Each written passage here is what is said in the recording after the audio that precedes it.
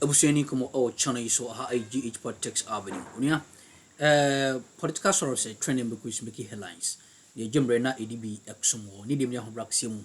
Be shock say yonko political highways nim ejedem a enya asem koto akra. Unia ene NPP mabununum bi atintisko ko ediagu eye Kennedy wo hina Japan so a asem no akoya were ho sempa. Unia na meno ka say Alisa hotel ene na NPP omko share ye se omo hwe kwan be fa so a party ne bitimi afa no to mapamapa efra na maburu bi a omo so omo de Kennedy Japan ni nsem bi a okeka no eyedem guase de ma party no the sent no ka be ya campaign for enhwe no no manyini free party ni crap na ye hu se Kennedy sisi ya de won NPP for ho onia sa protest ya no mu ye ekofa nchire wa hwubi eba ya onia na enye asempoto akra na me so se mu ransem ni ni enhwe ne ye ko ne de eba aha AGH Politics Avenue.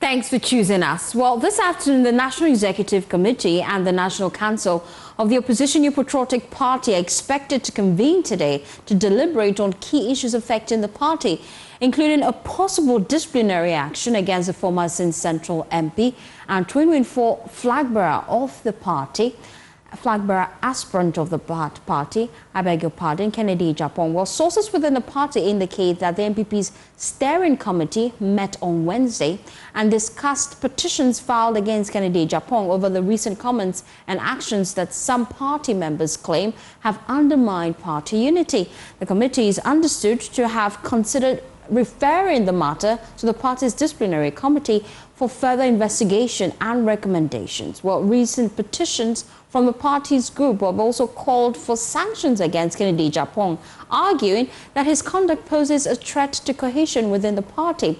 The NEC and National Council are also expected to receive updates on the party's ongoing internal reorganization efforts, including timelines and, of course, preparations for constituency, regional and national executives, their elections. My colleague Michael Ashali is there for us. He joins us live with more. Michael, what can you report? So, what will be required for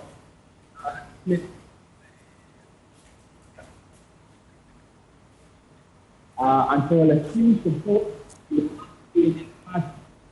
literally. Michael, you have to position rightly. I'm struggling to hear you. Let's try one more Hello, time. can you hear me? Loud and clear now.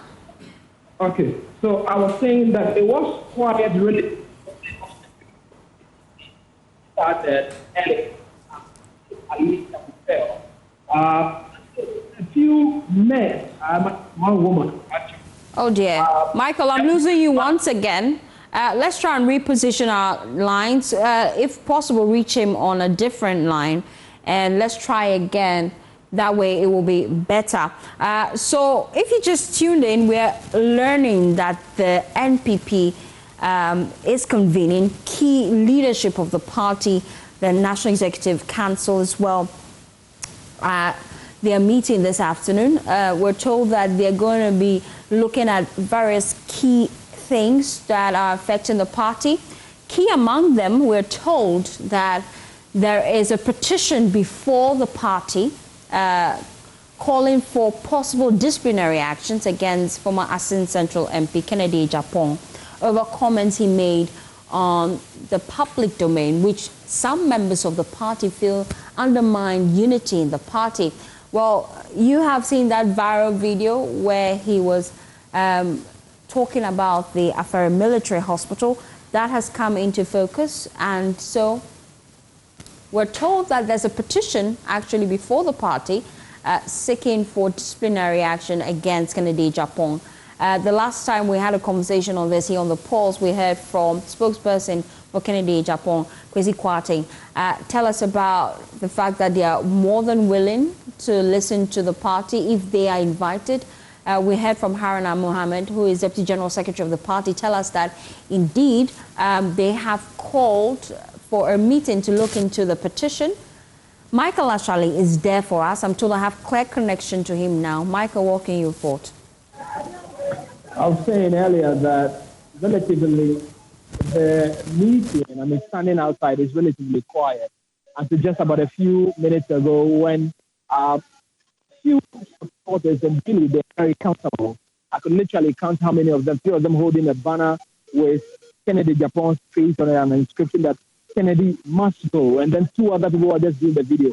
So give or take, you should have not more than 7 individuals who are actually chanting on top of their voice one message that Kennedy must go. You know that the last couple of weeks, Kennedy Ejapong has been making some comments that some people within the NPP are not entirely happy about, but clearly he seems to be forging forward, insisting that there are some things within the NPP for which he's not happy about. But these gentlemen outside the ongoing National Executive Committee meeting are unhappy about his comment, and they want the meeting or the delegates within the meeting to actually decide on starting Kennedy Ejapong from the party or maybe penalizing him. They understand that the meeting has two agendas, two main things that the meeting will be considering. One will be the upcoming constituency level election, which you know is slated for the 12th of July. And also, they will be discussing petitions, as you have mentioned already, that is seeking to force the party to reprimand or possibly start Ejapong from the NPP. So these are the two main items on the table. We understand that the meeting is currently considering, but this will not be the beginning or the end. We've already mentioned that the steering committee has already discussed it, and the issues or whatever they came, the conclusions that they came to has not come to the National Executive Committee. There will be a final meeting, we understand today, which will be the National Council of the party, and they will take possibly the final decision on this petition and also give us a on how the July 15th elections will be held for state. And have you spotted any leadership, member of the leadership so far since you arrived? So we arrived in the middle of this particular meeting. Okay. We are in this huge auditorium at the Alisa Hotel, the one in Accra. And since I came, the meeting was already underway. So I have been really seeing a few people here. But one person who has come out and gone back in is former road Mr. Who just went back into the auditorium here. But it appears to be a fully packed auditorium with everybody who needs to be there examine this particular meeting. What we are waiting for is them to conclude this particular meeting. Then we'll possibly be given opportunity to get a few words from them. It's already tight. The things here are making it almost impossible with some restrictions for movement for the media. We are trying and definitely when this is end, we'll bring to all the juice that we can get out of them on what exactly they settled on in regards to Kennedy Japan, who we know is a huge financier and a very big individual within the NPP political party. And then have you spotted probably the spokesperson for Kennedy Japan there, or Kennedy himself? See, as it stands now, no, I haven't been able to cite anybody that I can talk to in regard, or who speaks for the for Kennedy Japan. We have been even trying to get closer to the gentlemen who are actually chanting the tip of their voice, but the security says about that is a no-go area and they won't allow us to do that. But I understand that there are efforts to try and get them to, maybe quiet down a bit and allow the meeting to come to it. Conclusion. But one, good afternoon. How are you doing? You're part of those who want Kennedy to go. Why exactly do you want Kennedy to go? Why I don't want him to go? What is doing? He wants to destroy our party. We were being told that Kobina and Akoko want to destroy the party. The same thing. He also wants to destroy the party. The same way they kick Kobina and Akoko, they should keep the same thing. Without him, we can do far better than with him. But he's killing this party. What he's saying, you are a media. Any person can say this to his party. I mean, I cannot answer that, but from his point of view, he's speaking the truth about the party. For instance, he was a community leader for interior and defense. What was the level of the Afari? The NDC hand over to him. You have to tell the people the truth. If you are speaking the truth, you have to tell Ghanaians, this is the level that the NDC has lived for us. What was the level that he lived? He hand over to the NDC. When you say Ken must go specifically, what are you asking for him? We want him to step aside and leave the party so that the party can run its affairs different. It will leave the party campaign. Sure. What's your name? My name is Isa. Isa what? Isa Tofik. Okay, Isa Tofik. So, you just heard from Isa Tofik, who tells us that Kennedy must go, and what he really means is that they want Kennedy to be removed from the party so the party can function peacefully. We are yet to support the decision of the National Executive who will come to. And also what the National Council also decide on when later the meeting about an hour from now. But you have heard from one of those who are chanting Ken must go outside of the auditorium where this crucial meeting is actually happening. Not forgetting that Kennedy, in the last couple of days, I might say in May, there was a communique from the party where Dr. Pomia, who is the leader of the party now, set up a number of committees. And we know that on the Employment and Jobs Committee, for instance, we have Kennedy in Japan as the co-chair of that particular committee. Essentially, this committee is supposed to guide the party in formulating ideas and policies that will influence their next campaign or their next bid to try and wrestle power from the NDC. So it remains to be seen what exactly the decision of the party will be. The next is currently sitting, and possibly council also said later that they will bring you all the juice when we get the policy. Yeah, and we're looking forward to that, Michael. Michael is coming to us live all the way from Alisa Hotel here in Accra. We brought you this first. We told you that the NPP leadership, they are meeting at that hotel as we speak. Some of the key things they would be considering is a possible disciplinary action against Kennedy Japan, who is former Member of Parliament for Asin Central. We also told you that some of the party faithful, we saw them in that video on rotation on your screens right now, they've been chanting, Ken must go. What will transpire there? We're looking forward to that, and we are there. We have our eyes and our ears on the ground. We'll be giving you updates as soon as we have it. But away from that, let's take you to Parliament, because the minority is rallying the support of trade unions, civil society organizations and consumers to reject the recently announced increment in utility tariffs. Effective July 1, 2026, electricity tariff is expected to increase by 3.49% and water by 0.85%, according to the third quarter adjustment by the Public Utility Regulatory Commission. Now, this comes on the back of a 4.81% increase, a reduction just in the second quarter, which is in April. The move, according to the minorities, a betrayal of the trust imposed in them by the people of Ghana. And they say that government promised better during the election period. Let's listen to the ranking member on the Energy Committee, Collins Adumako, addressing a news conference earlier today in Parliament. This is the latest chapter in an unbroken story of tariff escalation under the John Mahama-led NDC administration. We remember the promises. The NDC campaigned loudly on reducing the cost of utilities, easing the burden on households, and fixing the energy sector. 18 months into their tenure, Ghanaians are paying 26.82% more for electricity than they were when President Mahama took the oath of office. This is a broken promise.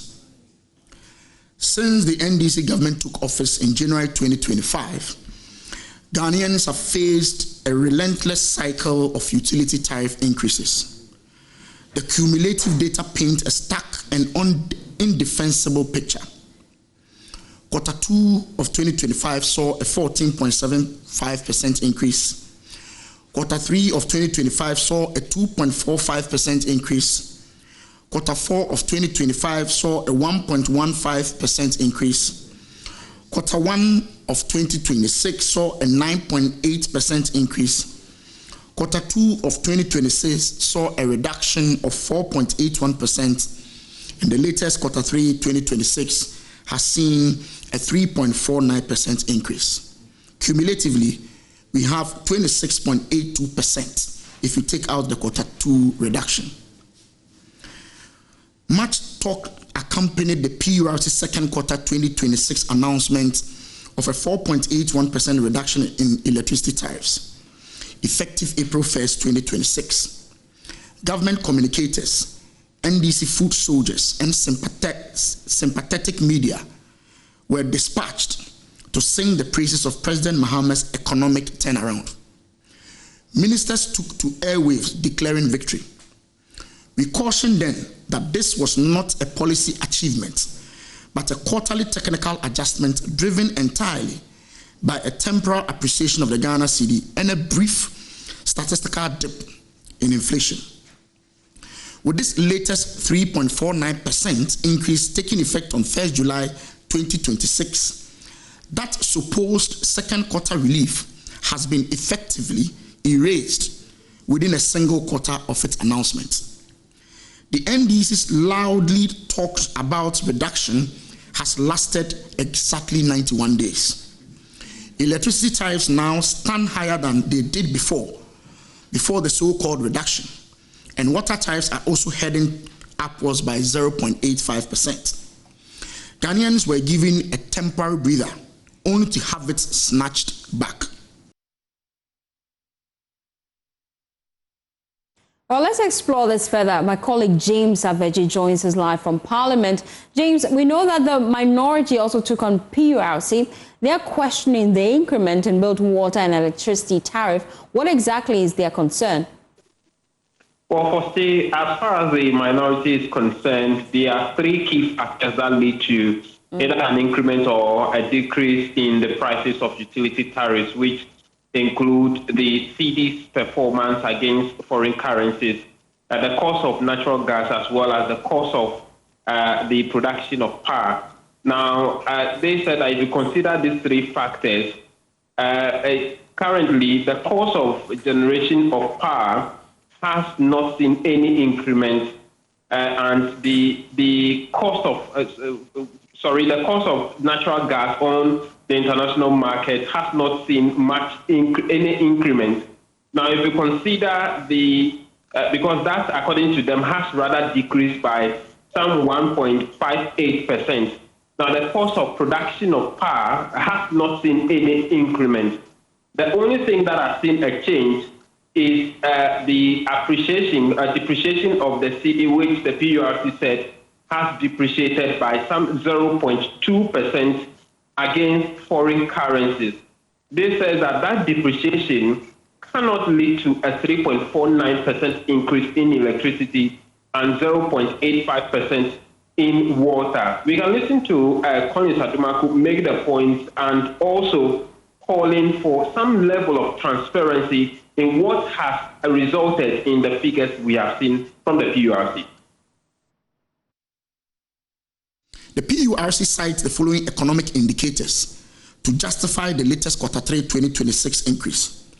A CD dollar exchange rate of 11.2228 to a dollar, a 0.2% depreciation from the prior quarter, and a natural gas cost of 7.9708 per MMBTU. Natural gas costs cited at 7.9708 per MMBTU have actually decreased by 1.58% from the prior quarter, yet tariffs are going up by 3.49%. The generation mix of 20.9% hydro, 79.1% thermal remain completely unchanged from the prior quarter, meaning no new costs pressures arose from that front either. We ask, if the Ghana cedi depreciated by only 0.2% between quarters, how does this justify a 3.49% increase in electricity tariffs? The mathematical justification simply does not hold, and Ghanaians deserve a transparent, verifiable explanation, not a formulaic press release. We ain't some who team course or channel so. Mammy and was so Jim Ray. That's an so body in the Dumbi Edomania. You be saying Asia.